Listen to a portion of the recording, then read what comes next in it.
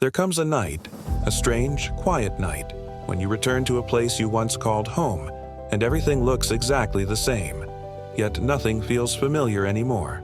That was the night Daniel realized he had outgrown his past. He had come back to his childhood room for the first time in years. The posters on the wall were still there. The dusty trophy he once polished every weekend. The small bed he swore felt like a king's size when he was 12. But standing there now, everything felt smaller. Not because the room had changed, but because he had. He walked around slowly, touching the edges of the desk where he once wrote his first dreams. He sat on the bed and noticed his feet hung off the edge. That used to never happen. He smiled, because somehow even the bed didn't recognize him anymore. And then, something unexpected happened.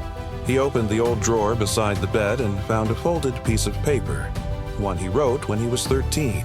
It said, "One day I'll become someone I'm proud of." Daniel froze.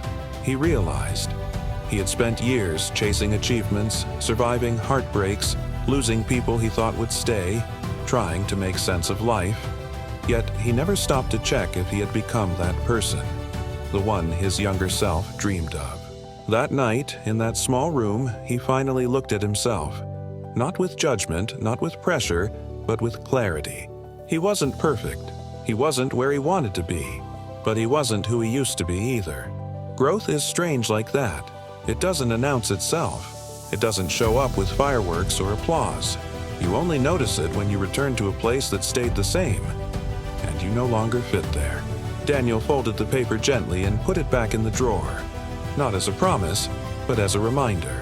A reminder that the past built him, but it could no longer contain him. And as he walked out of that room, he realized something powerful. You don't grow when life becomes easier. You grow when you become bigger than the life you once lived.